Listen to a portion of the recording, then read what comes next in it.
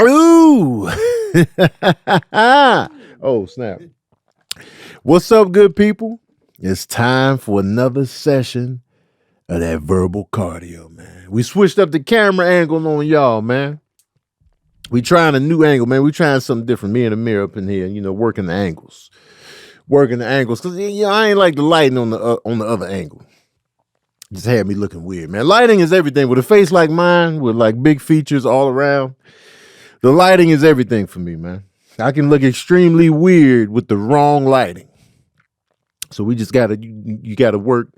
You gotta work with what you're given. You know what I'm saying? You gotta look up to the heavens and be like, that's good lighting right there. And a lot of people can say that. A lot of people are like, well, lighting matters to everybody's face. But for me in particular, man, I got a big nose, I got big lips, I got a big mouth. You know what I'm saying? I got a big head. I got big wrinkles on my forehead when I be like, oh, snap. That everything is, my ears are big. You know what I'm saying? Everything is big. Ain't nothing little. So, got to make sure the lighting is robust. And I feel like this lighting is better than where I was sitting before. But we're trying it, you know what I'm saying? I don't know. Y'all tell me, is this lighting better? They say this looks better. Okay. Oh, thank you, Tanya, for pulling up in Miami. You look good in all the lights. Thank you, Ryan. I appreciate that. Tony, are you ready to bring the ruckus this weekend in Arlington/Dallas? Yes, I am. I'm excited. You look smooth. I like it. It's better. Keep this one. Okay. All right. I hear y'all. Definitely look spectacular. Zakia, what's happening? So anyway, I want to say this right out the gate. Before I even do the shout outs, before I even do anything, I want to do this while people are in the IG live, while people are in the Patreon. No thanks. I want to ask this. Since it's Lent, right? We doing Lent, we fasting, we getting rid of stuff, we taking out stuff that's in our normal lives. Can we do this as a whole, as a people? Can we put a break on men versus women for just until Easter? Can we fast on the men versus women conversations? Can we do that just for a little? Can we just merely exist as men and women? Can we just do that? Can we fast on those conversations? What you bring to the table? Where should you go on the first date? How much is too much for a first date? You know what I'm saying? Why do men do this? Why do women do? Can we fast on these conversations for like a month? Can we do a fast? Can we do a cleanse? Because it's a constant cycle of just like women be doing this, men be doing that. Now I'm gonna still have my little jokes about women on stage, but that's not really a conversation. That's just like me clowning y'all for roasting my crib. But other than that, can we just take a break? Can we take a breather? What you bringing to the table? How much money should a man make? Masculine versus the feminine. Can we take a moment to just stop having these convos? Enough, man. I'm maxed out. I'm tired of it. Let's cleanse.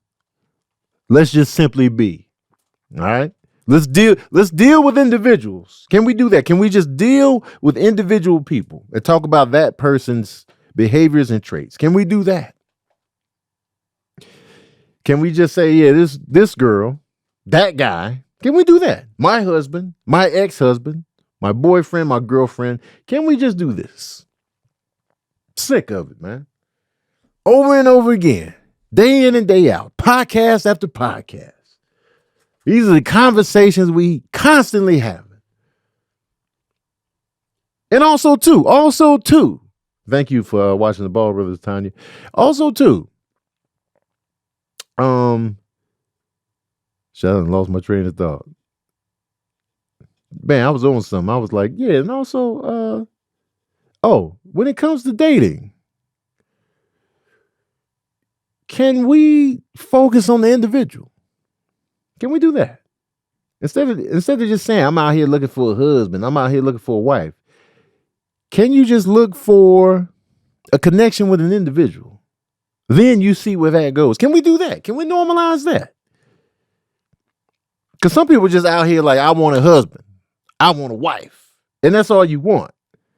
So anybody remotely checking a box, then you like, yeah, this the one right here. They're not even the one. You just wanted that. You just wanted a relationship. Instead of having a genuine connection with an individual that you gradually built into a husband-wife situation, a boyfriend-girlfriend situation, girlfriend-girlfriend, boyfriend-boyfriend, whatever the case may be. Instead, y'all just like, I want to be in a relationship by March 15th, 9 p.m. That's what I want. And then look, you in the relationship, but is it real though? Is it real? So can we start moving on genuine connection, organic, genuine flow, connection, building? Can we do that? Can we focus on that? Can it be done? Can it be done? Because that's how I move. But then, people going to look at me like, oh, you one of them go with the flow types. No, I'm one of them. If I'm getting to know you, we hanging out, we vibing, and then I find myself in love with you, or I find myself like, yo, I really want something more with this woman. Then that's when I'm just like, oh, snap. I'm ready to do this with you. Because I'm in a zone to where I want to take it to the next level with you, rather than it was just me looking for a girlfriend or a wife or whatever. So I'm just wondering if that's possible at all. What's up, Mish? Just wondering. But the key is, I want us to give up at least until Easter. If you can just hold back.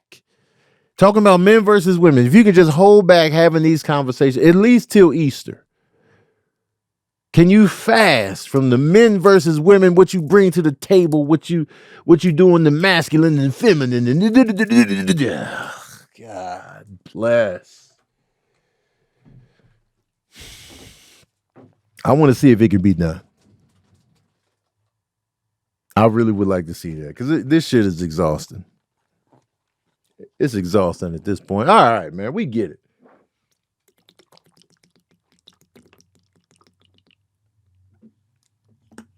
Ooh, what's up, Remo Mail? Remo Mills. Remo, are you in Atlanta? Are you in Atlanta currently? Unfortunately, people love the drama. People do love drama. People do love some drama. People love being messy. Some people be like, I got to have mess. I'm boring. Oh, you back in Virginia? I'm boring, man. I don't like mess. I like peace. I like routine. I'm like a goddamn deer. When you think about animals and what animal your energy matches, everybody want to pick cool animals and shit. Everybody like, I'm like a bald eagle. I'm like a falcon because I just be soaring. I'm like a tiger because I be on the hunt and I'm a savage. I'm a lion. I'm a lioness. Everybody want to be some cool shit. But for me, I'm a deer. I don't even know if I'm a male or female deer. Now, I just be looking, chewing on stuff, looking around, making sure shit is okay. Wanting some peaceful tranquility. You say you a sloth, no energy. You know what I mean? Like, I'm very, like, I like my little routines, man. Especially when I'm at home. When I'm at home and everything is, because right now my life is still in flux a little bit. Like I'm still trying to get the house settled. The organizers are still working. The interior decorators are still doing stuff. So handymen are coming by. They fixing paint. They doing all. So my house is still not complete. It's pretty much complete. I'm in there, but it's still a whole bunch of stuff in the dining room. It's still like undone. So, I'm not fully in my full relax routine. But like once everything is settled, everything is propped up, That's when I go into full routine mode. And I'll just be like, on days off, I'll be like, I wake up, I walk my 5 miles. I go to the gym. I eat the same, I eat pretty much the same foods. Then when I'm back in my routine, I might have a movie night, or I'll get on the games and stream. That's like a perfect day for me. It's fun, it's chill. I'm comfortable in it. I'm at peace. I'm happy. I can do that all day, every day. Occasionally go out to somebody's game night, go to the movies. Boom. And I'm just like, smile on my face, eyes closed. The eyes closed smile is where I want to be in life. There's something about when somebody's smiling and their eyes are closed, it's just like, to me, that represents peace. When you sitting there like, because sometimes when your eyes open, you could be faking it, you could be looking around for the camera. When them eyes are shut, and you just like, man. That's why, like, when I sign people's stuff, like if they ask for an autograph, I put my name, and then I put that little smiley face with the eyes closed, because that to me is pure, like you say, pure tranquility right there. That's the face of tranquility, and that's what I'm always striving for, and that's the zone I'll be in. Granted, I could be ready for the smoke if it calls for it, but I don't like being in that zone. I ain't no bitch, but I really don't like friction and drama and having to check people and like doing this, that, and the third. I don't like having to do that. It doesn't feel good to me, but at the same time, sometimes I have to do it. And sometimes I don't even have to do it, but I do it anyway. I got to say my piece. Sometimes I'll be like, you know what? I know what you're trying to do, so I'm not going to say my piece because you want me to say my piece. So it just depends. It just depends on that. But the eyes closed smiling. That's the vibe. 30 years ago yesterday, man, Tupac's Me Against the World came out. I was in high school when that album came out. Don't be acting all young. Don't be in here like, dang, you was in high school? I wasn't even born yet. I was just in the diaper. I was the embryo. I was in my daddy's sack. Like, whatever, man. Hush. When that album came out, I was in high school. That is, to this day, well, I guess, probably ain't going to be another official Tupac album, but that's my favorite Tupac album. By far, hands down. Sabrina said, I remember the first time you had to flex on someone in front of me. I was like, oh, in front of the AMC. Oh, yeah. That was that dude that was giving that guitar player a hard time? Was it then? What's up, Cousin Nelly?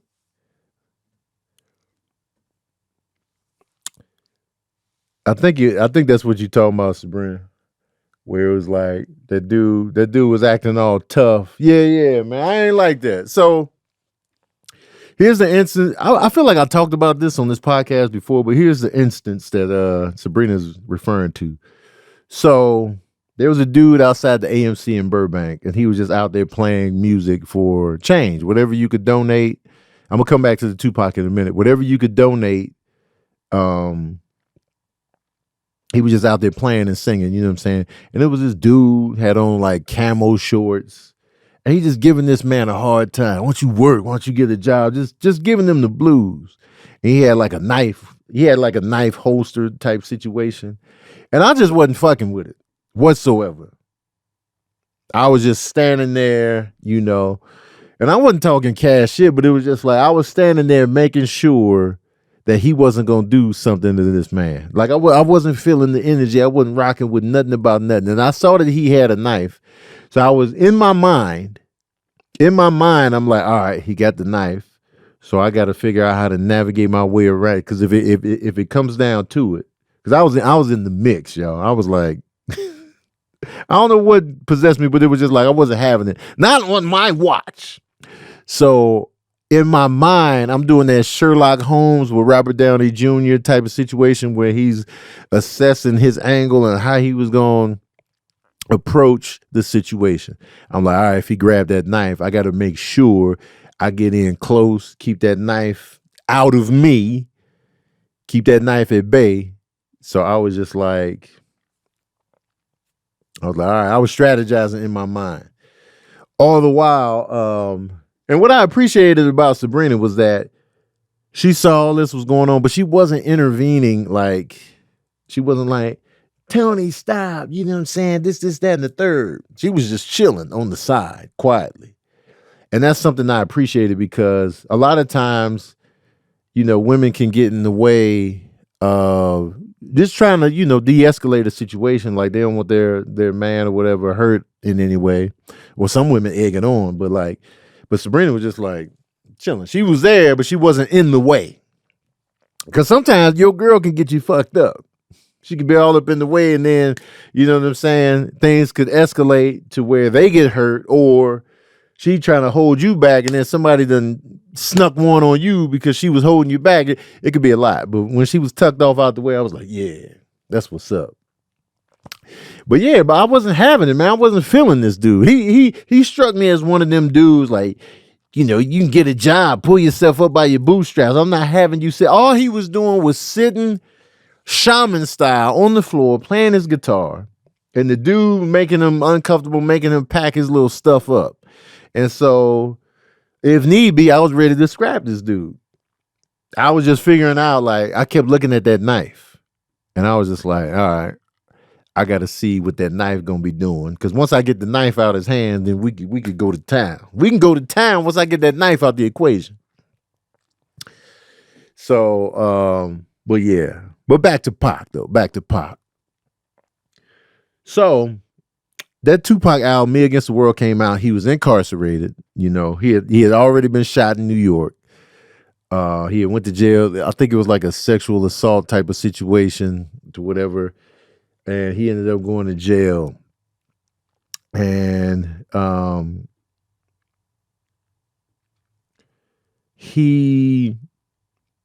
I feel like he put out his best project in that moment because, and I'm just going by, since I'm 47, I was around to see Tupac's whole career. I was around to see it in real time where I can fully take in what's going on.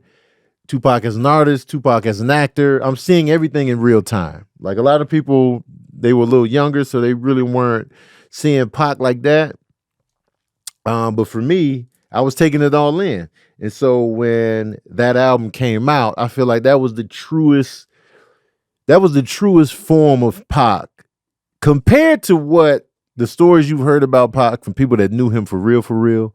You know, Tupac was an interesting mix of righteous and rebel and thug and just wild loose cannon. But from the bulk of what people say about him, it's like he's the type to jump out the window for people he cared about. Like he's that dude. Like, oh man, we fucking them up, man. You know what I'm saying? Like he was that guy. Like he gonna turn up for you in a hot minute. And I feel like we know certain people like that, where they just ready to just dive out the window on your behalf.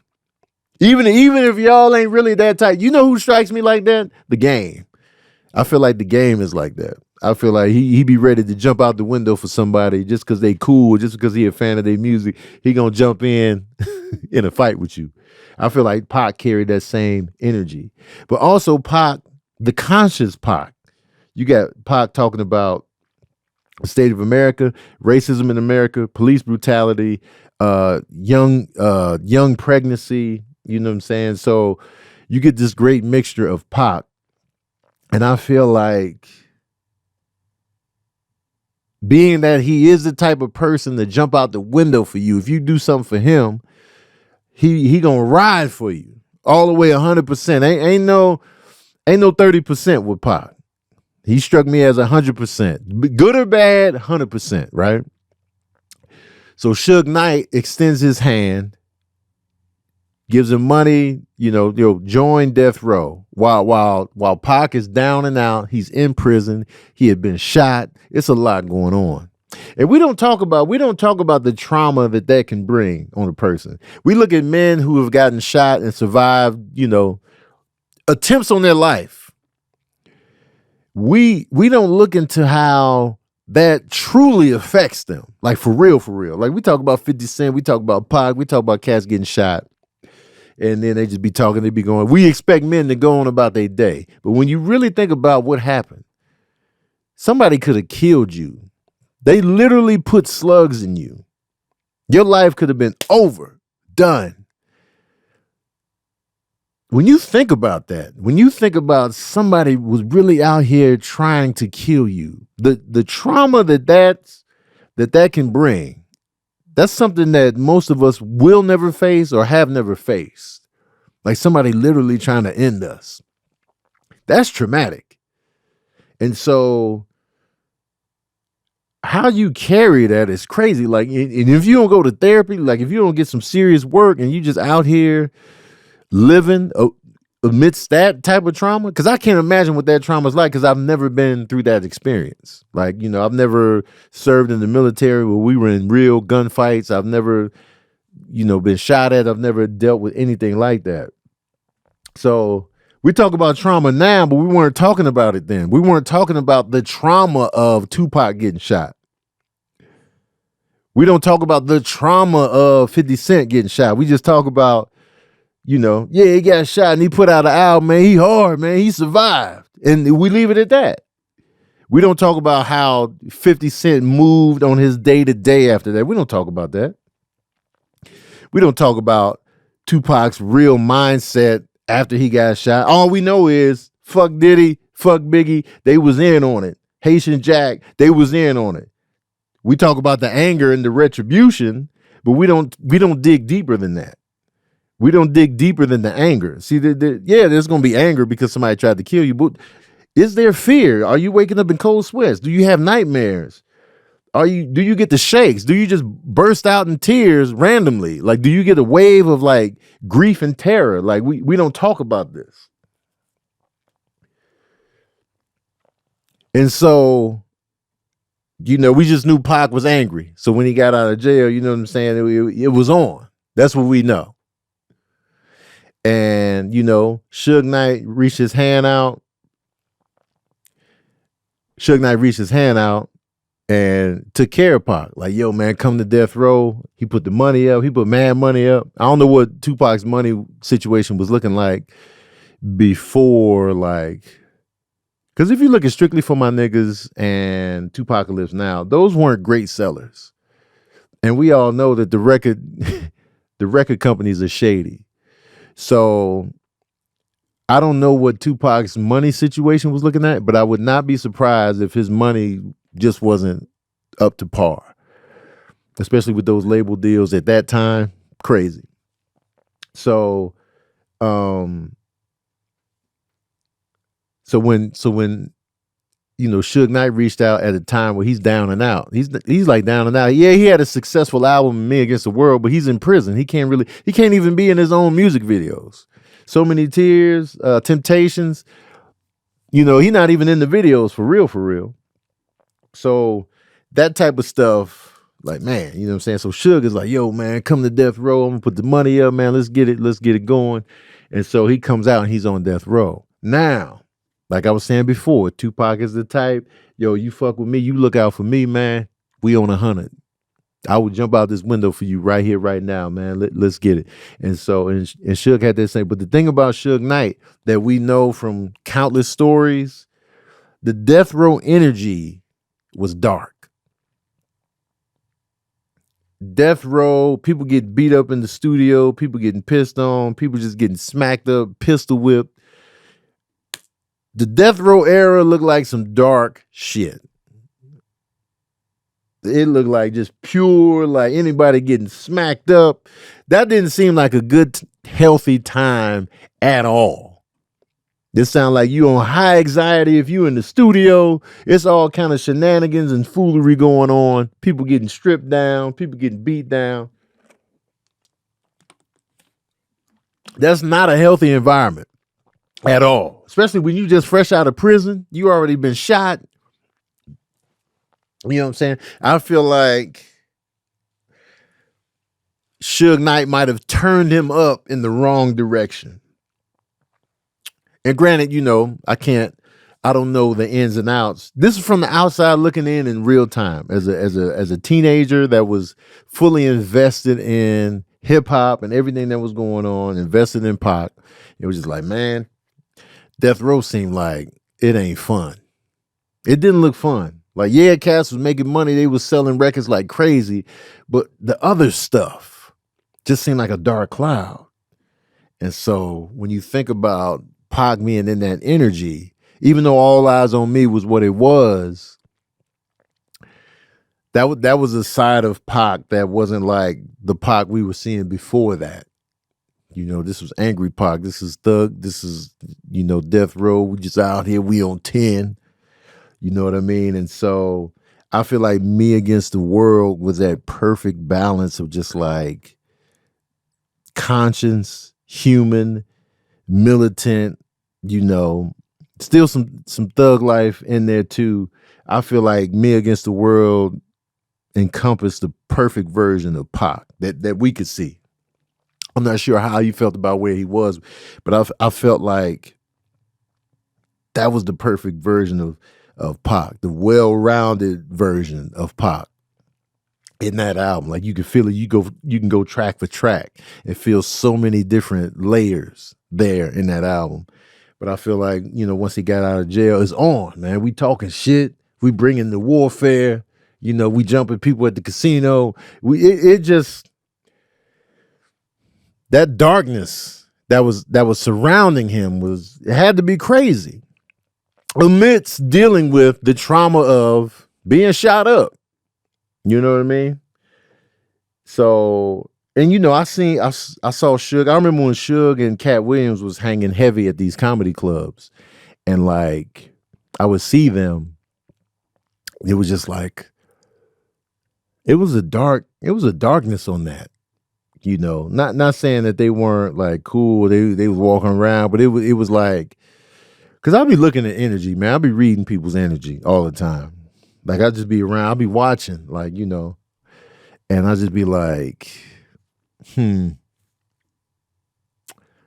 energy was just like, there's some dark energy going on. Because they was, Cat Williams and Suge was, I used to see them all the time at the comedy club, but I'd be like, man, I think I'm gonna go, yo. I think I'm gonna slide on up out of here.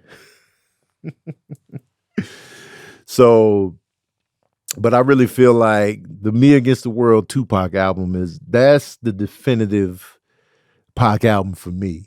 You know, I've spoken on this album a lot, so it ain't no surprise. But I feel like that's the one. That's the one where I would be like, if somebody was from elsewhere, another planet in another country, or they just materialized and like, yo, man, who was Tupac? Man, put me on to him musically. I would cue up the Me Against the World album. I feel like that's the album where you can get the full gamut of Pac. But I could be mistaken, man. I ain't know the man personally. Somebody that knew him personally be like, no, man, you wrong. I could be dead wrong. This is just me from the outside looking in as a fan, as a teenager, taking it all in with BET and Rap City was my life. That's the vibe I get. All right, I got to cut off the IG live because that's what they talking about over here. So I'm gonna cut the IG live off. If you don't want to be cut off in the near future, you know what I'm saying, join my Patreon.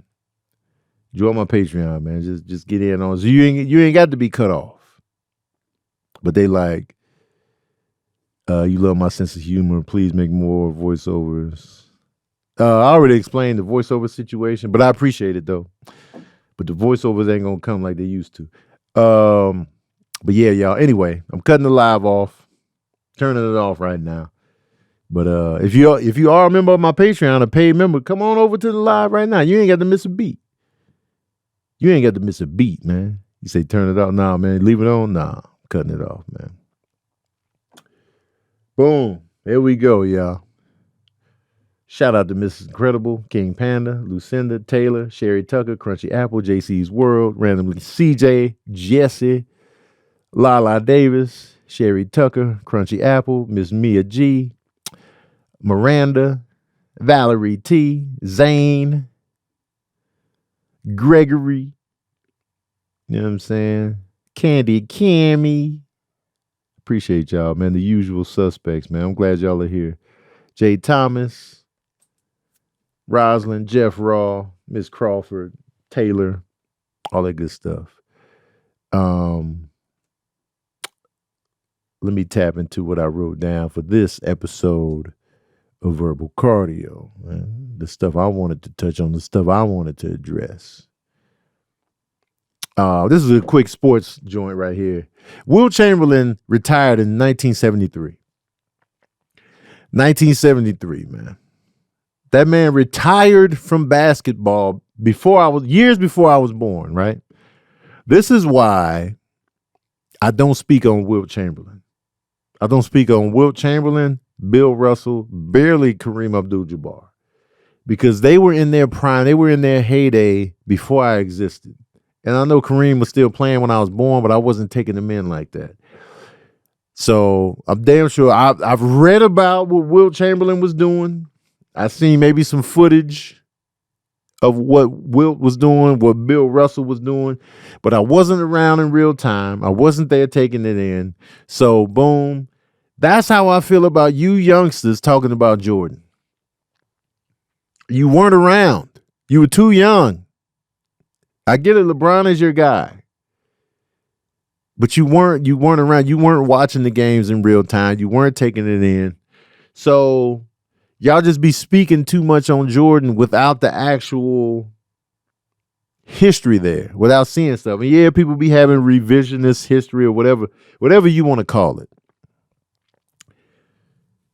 But being around in real time, seeing the Jordan era, there's something to a person that was fully functional, fully taking it in, fully seeing the stuff, and seeing Jordan and LeBron throughout their whole careers.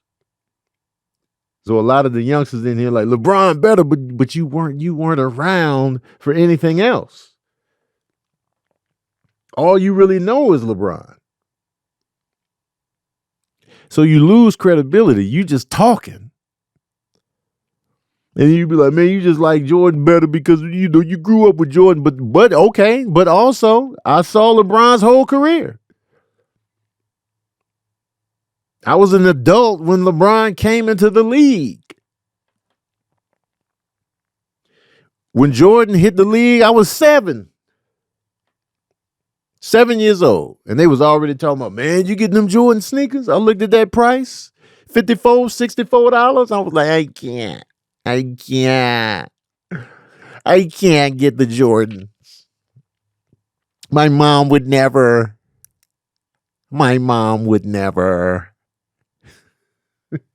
In real time.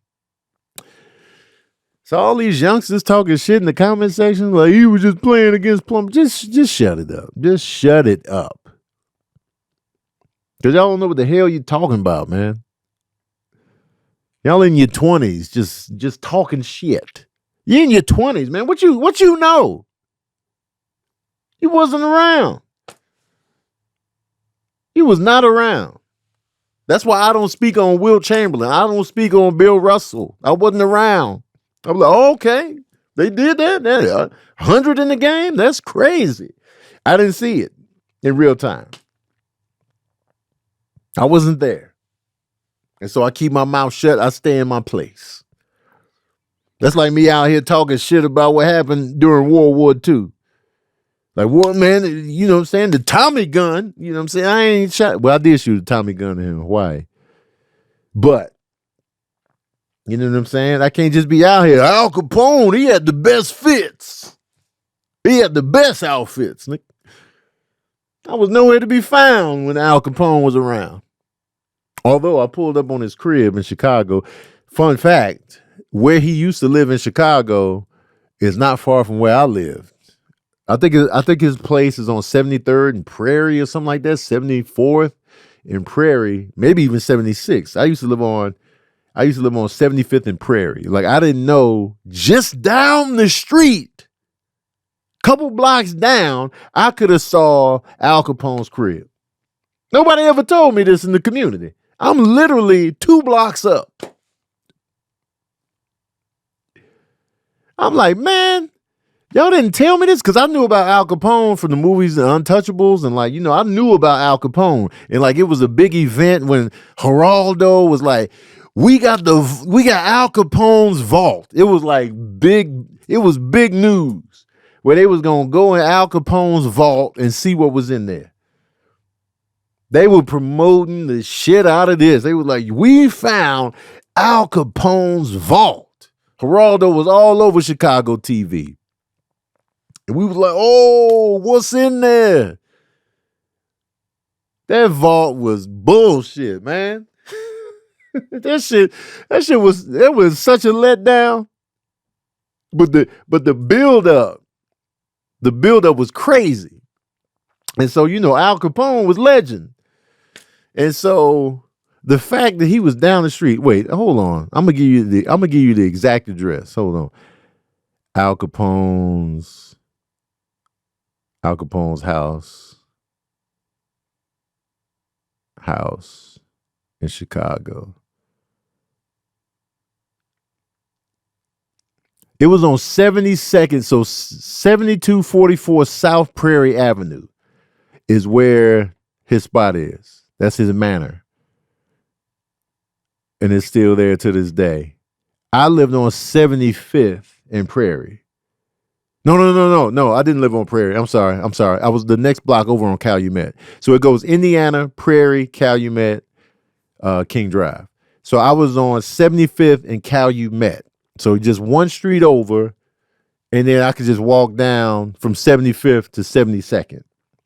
And I could have seen this man's house. Because as a kid, I would have definitely been out front just looking like, oh man, Al Capone used to live right here.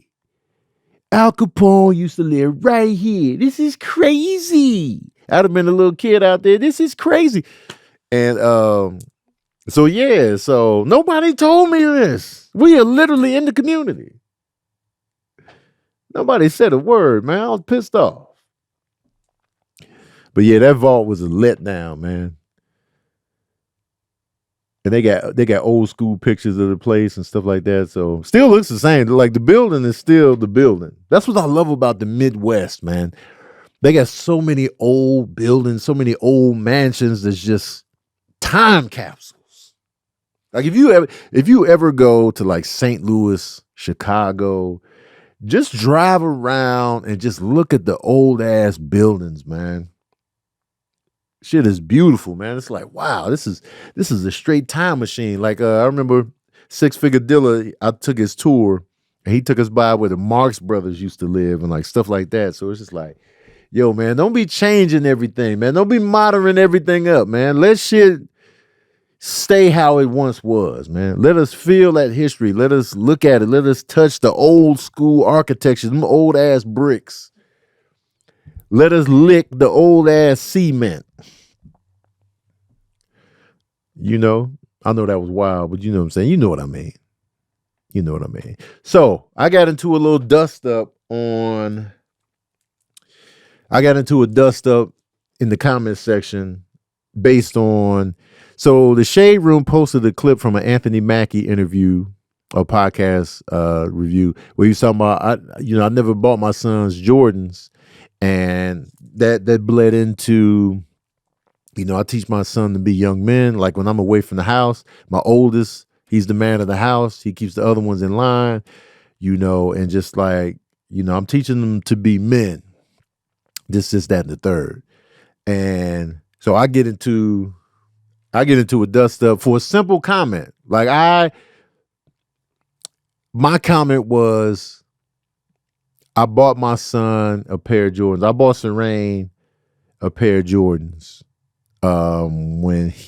This was like when we were in Portland. So the Baker Boys grew up wearing mostly Vans, right? That was the style. They was in California. That was the style. That was the vibe they was going for. So they was never really like, when they were younger, when they were like babies, I used to get them the fresh Nikes when they were like babies. Because, yeah, you could look at it as materialistic on one end, but at the same time, I'm a shoe head, so I like certain sneakers, and I like the way they were looking on the boys. Because basically, you dress your babies in clothes that you find appealing. Because babies don't give a shit. Like when they're babies and toddlers, They don't care what they wearing.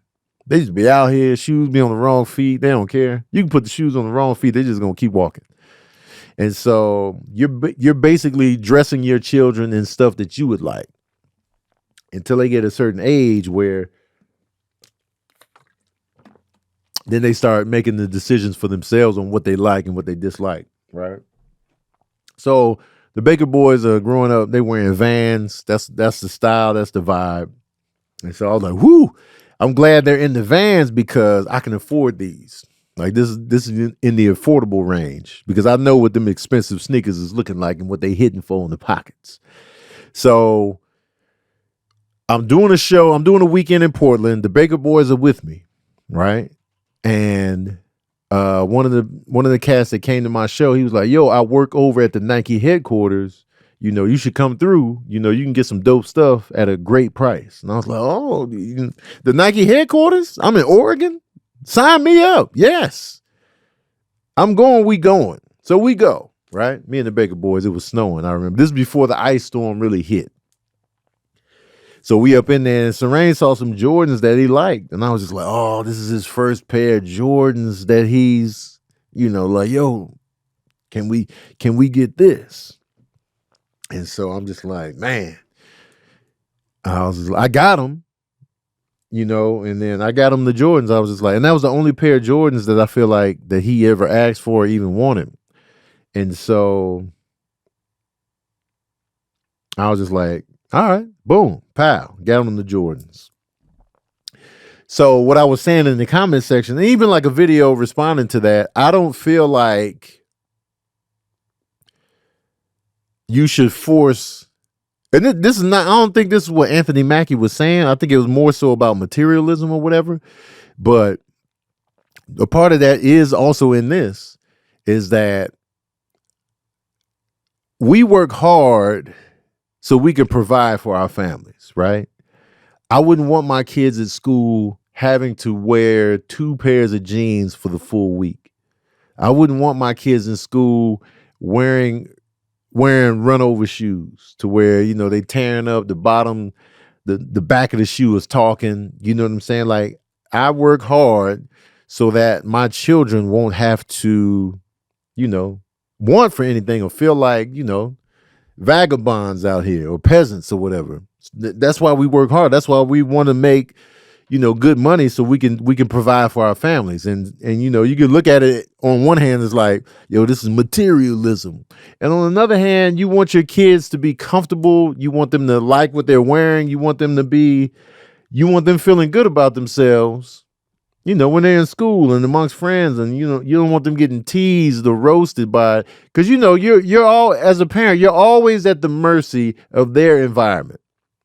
As good of a parent as you may be, you're still at the mercy of the environment that they go out into the world in.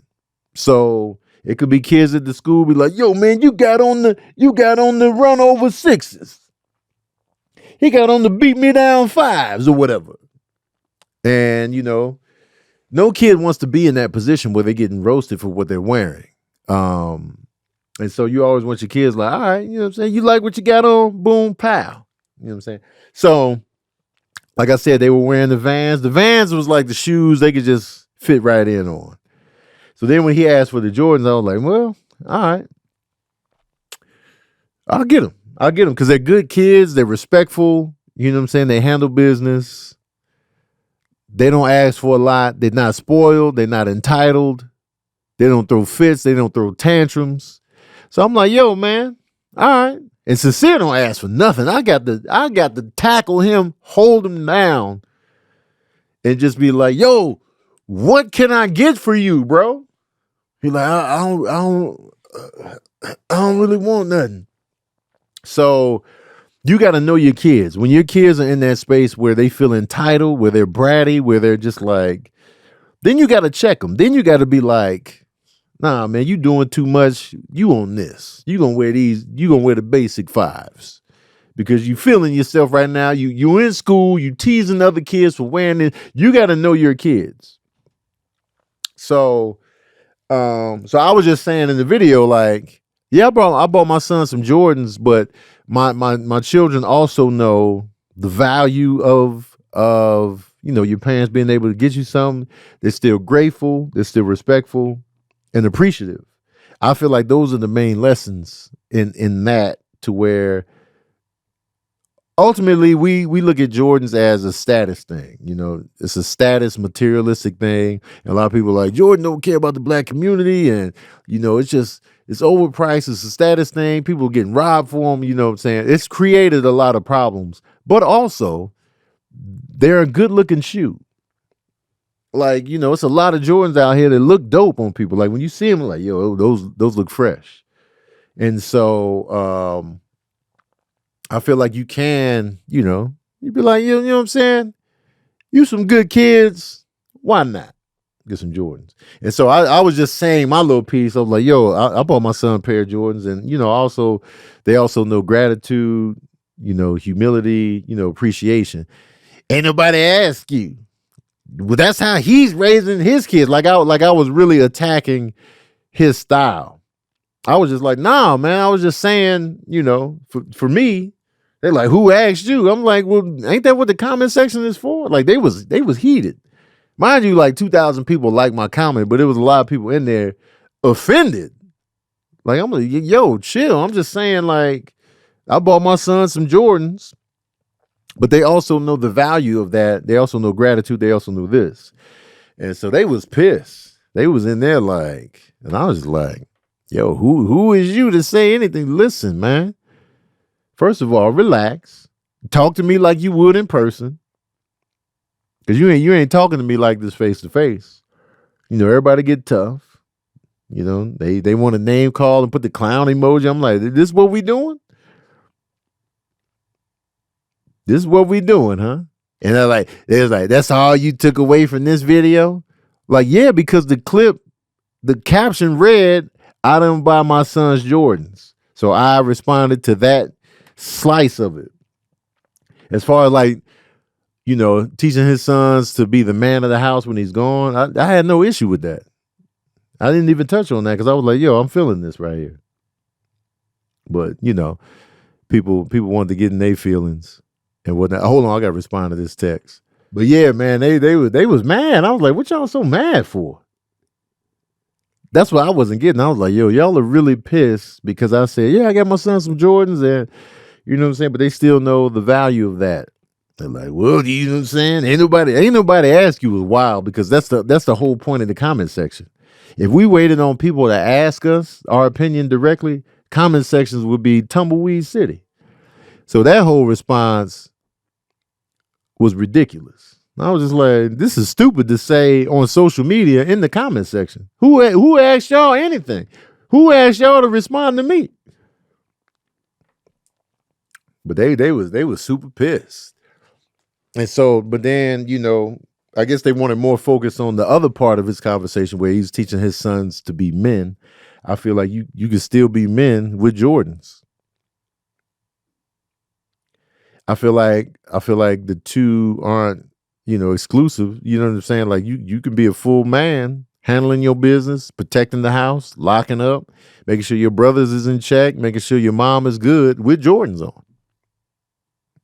The two can coexist. 1,000%. I'll be handling my business. I'll be paying for my son's college tuition. You know what I'm saying? Holding him down. Helping with loans, helping with all kind of stuff while wearing Jordans. You know what I'm saying? Handling business, helping people out, helping out my loved ones, paying the bills, making sure putting money in other people's pockets while wearing the Jordans.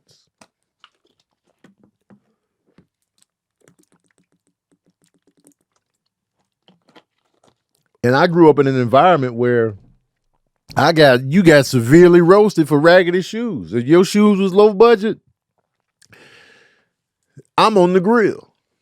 I was on the grill with my little Payless joints, my Eagles, and my little runovers, man. I was like, man, y'all cold hearted, man. So I scrambled to get the first Nikes I could just to get them off my back. And it sucks that it's like that. And I don't know if it's still like that now. I don't know, because I'm not a kid. I'm not a kid now, so I don't know what's going on the high school, middle school streets in terms of like what you're wearing. And I don't know if you get roasted or not. I don't know what's going on. But I feel like my boys never really talked about it. They didn't bring issues to me about that type of stuff.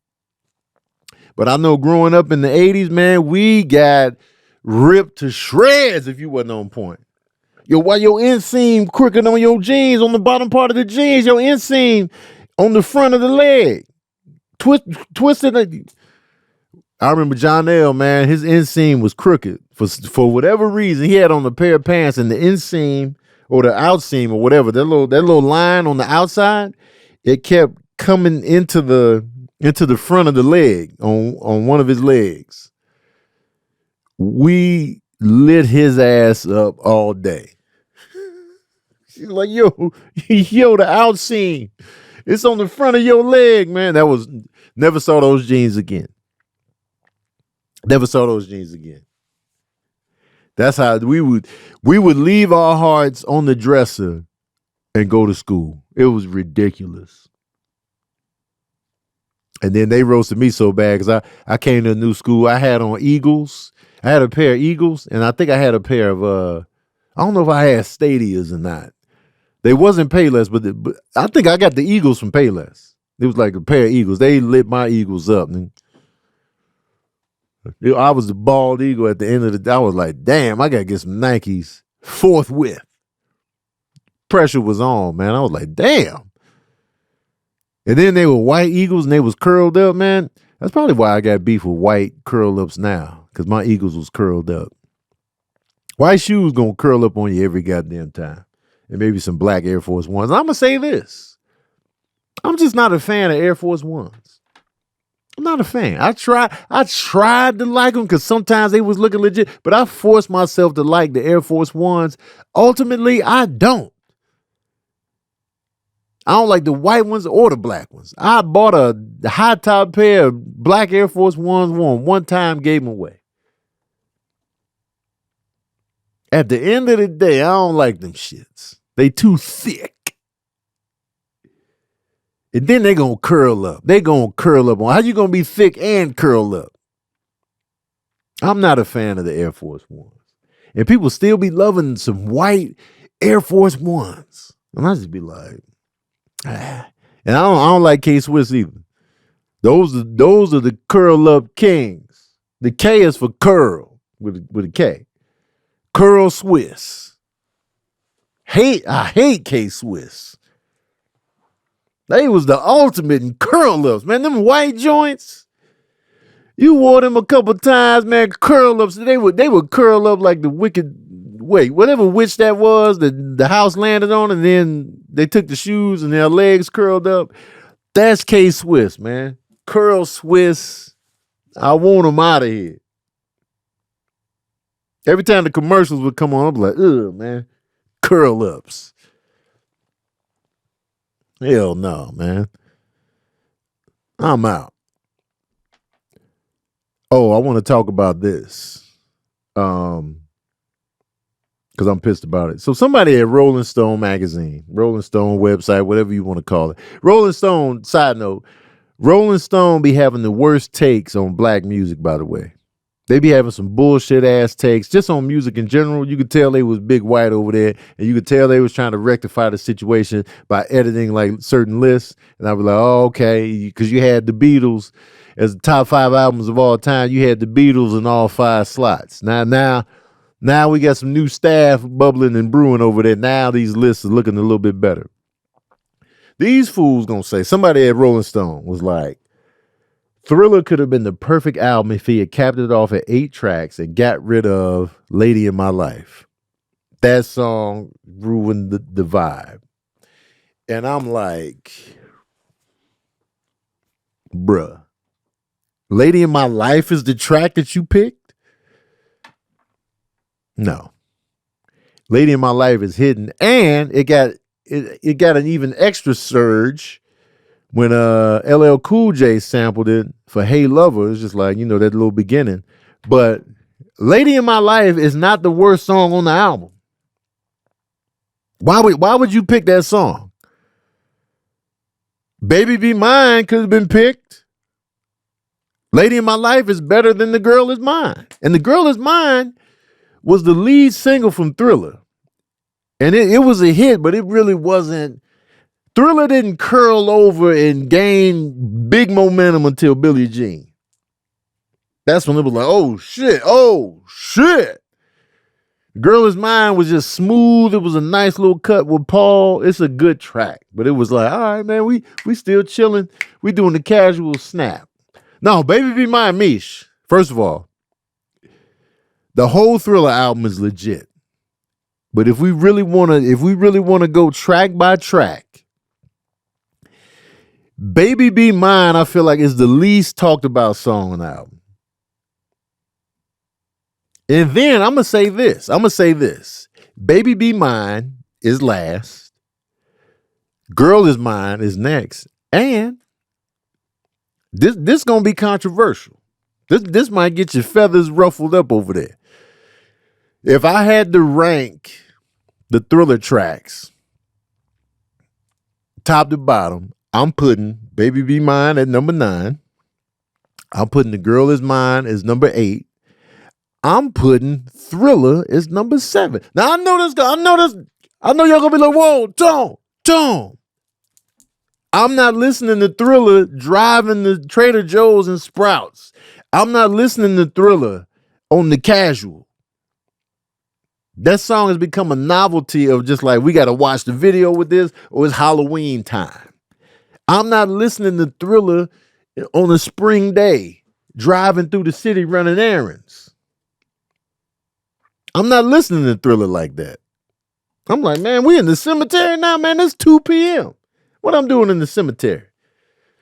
So that's like a seasonal vibe. We got to watch the video. We got to do the dance together. But as a song, just listening to it, I got to put Thriller at 7. Then I would place Lady in My Life as the 6th track. That's just me. Now, the holy trinity of the Thriller album for me, the holy trinity of this album, the best 3 tracks, in my humble opinion, Wanna Be Starting Something, Billie Jean, and Human Nature. Those 3 songs right there are the crown jewels of the album, in my opinion. And then I'm gonna go Beat It and then PYT. But the 3 best songs on Thriller for me, Wanna Be Starting Something, Billie Jean, Human Nature. Billie Jean is probably my favorite Michael Jackson song, followed closely by Human Nature. And then Wanna Be Starting Something, that's the way you open an album. That's the way you kick an album off. It just get right to it. It's like an action scene. Soon as it say Columbia Pictures presents action scene, comes right on. It gets you ready. It gets you fired up as soon as the album come on. And then he chills it out with Baby Be Mine after that. And I just be like, and then he chills it out even further with The Girl Is Mine. Like, he starts the album off on such a high level of energy. Low key, Wanna Be Starting Something feels like the closing track, especially the way that track ends. I'm gonna say, it's like, it's so epic. And like, oh man, this how we open this shit. And then we gonna chill it out 80s style for Baby Be Mine. And then we gonna chill it out even more with The Girl Is Mine. And then let's go novelty with Thriller. But the lady, for that reporter or whoever down there at goddamn Rolling Stone, whoever highlighted Lady in My Life, you are wrong. You're wrong. Bad take. Bad take. How dare you? But if I'm taking a song off, if I have to take a song off and leave it at 8 tracks, Baby Be Mine could get. Amir, which song you taking off? You got one song. I haven't listened in a while. Let me see. There's only 9 tracks. 9 tracks. Just taking one off. Which one's expendable? It might be Baby Be Mine for me as well. Sorry, Mish. Mish, what song you getting rid of? I got an extra song. Burn This Disco Out. I got 10 songs on here. Wait, you got the Oh, my bad. Deluxe edition? Wrong album. I was looking at Off the Wall. My bad, y'all. Oh, okay. Yeah, as far as the ones that I remember, I would say Baby Be Mine. I haven't listened in a while. And then when I do listen to them, I'm running Beat It, Billie Jean, Human Nature, PYT. Like that's the run for me. Oh yeah, that run is crazy. Those four tracks together. You said want to be starting something. I would say I would swap that with PYT. PYT is my favorite song on the album. Like period. That's a good album starter. Oh no, not switching them in order, but like I think you had like your top 3. Oh yeah, my 3. I would put PYT in the top. Oh, gotcha. At number 1 for me personally. So PYT is your number 1. What's your number 2? I'll probably go Billie Jean. Okay, and then 3 would be I'll say Human Nature. Human Nature. Okay. That's just too good of a song. Human Nature. Because I if I'm not mistaken, so I think he did release Human Nature as a single. He released almost every song as a single. It's two that didn't make it. Let me see. Baby Be Mine. It may be Late in My Life. This album didn't like catapult like I thought. Like the way the numbers are, like it's so crazy, but it didn't. Not right away. Initially, it didn't. That's because The Girl Is Mine came out. The Girl Is Mine was the first song that they released. Yeah. Why the hell would he do that? It came out soft. Then he did Billie Jean. Yes. Then he did Beat It. Yep. Then Want to Be Starting Something. Mm-hmm. Oh, he released Want to Be Starting Something as a single? Yeah. Ooh. So it was like October 92, January 93, February 93. Want to Be Starting Something was May 93. Human Nature was July 93. PYT was September 93, and then Thriller was November 93. That was the last single he dropped? I've been saying 80, the 90s. 83. What'd you say? Thriller was the last single he dropped? That's what it in this order, yeah. According to Wikipedia, November 11th, 1983, Thriller was the last one. And I think, honestly, that probably what catapulted it to do what it did eventually. Well, no, it started. Well, that was the extra. What fueled the momentum was Billie Jean. And then all these other hits. Beat It was also instrumental. So by the time he got the Thriller, it was just like, well, goddamn. That's crazy. So he only didn't release Baby Be Mine and Lady in My Life. That's a lot of singles from an album, and you only had 9 songs.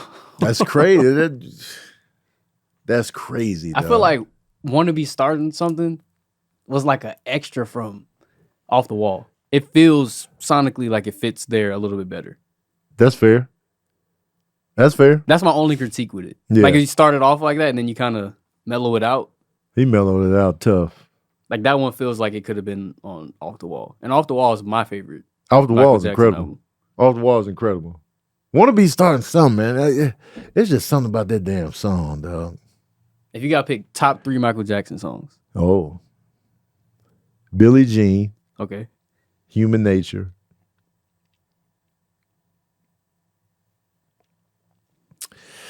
I just recently did a top 5 Michael Jackson songs recently, but I'm gonna go with probably Rock With You. I like this list. Yeah, I think that might be the top 3. Cause I'm looking at like the quality of the songs too, but I'm also taking in the feeling, the vibe, all of that. So I probably got to go with those 3. Yeah, I'm picking Rock With You, number 1. That's my favorite Michael Jackson song. Oh, man, it's great. And then like looking back at the music video of it too, it's just like, yeah, that's the one. If it's somebody like, show me Michael Jackson, be like, all right, here, let's start here. Yeah. Rock With You, number 1. Number 2. Ooh, there's so many songs. But I would probably say number 2 for me would probably be PYT. It's like it would turn it up a notch so we get a little dancey. And then like Billie Jean is like pinnacle peak. When we talking about Michael Jackson, like that's what I would show people. Like, who is Michael Jackson? I'm showing you the video and the song. Yeah. Because that was the moment for me. I'll never forget the first time I saw Billie Jean. I was already familiar with young Michael Jackson and, you know, the cartoon and the stuff like that. But Billie Jean was the moment Michael Jackson hit me for real. Like I remember seeing that video. We was living on Vincennes at the time. And my brother was like, "Oh, it's a new Michael Jackson video." And that was the moment where I was just like, Michael Jackson. Because everybody at that time had our Michael Jackson hit us like a freight train. Yeah. That was my moment. When I saw that Billie Jean video and the lights stepping, the steps lighting up, and that was the moment. Yeah. Where I was just like, Michael Jackson. I was all in. It was Billie Jean. I think Billie Jean was one of those pinnacle moments where, like how you saying, it was like that for if you wasn't aware before. Yeah. Billie Jean with the music video and all that was like, oh, okay. That was the moment where I was like, I want to be him. Yeah. Like I want to be this. I want to be Michael Jackson. Michael Jackson is it. And so that was my moment for sure. It was Billie Jean. And then after that, just eternal. But anyway, man, we an hour and 6 in, man. Let me get the hell up out of here. Patron Saints, man, I want to thank y'all for being up in here and also sharing Liberian Girl. I need to make a definitive top 20 Michael Jackson list for me personally. Anyway, I want to thank y'all for being here. I want to thank y'all for pulling up. I want to thank y'all for chiming in. I want to thank y'all for listening more so than that. I appreciate y'all. And remember, y'all, we fasting from men versus women. We fasting. No more men versus women talk for a while till Easter. All right. And I want to thank y'all for tuning in to another session of that verbal cardio.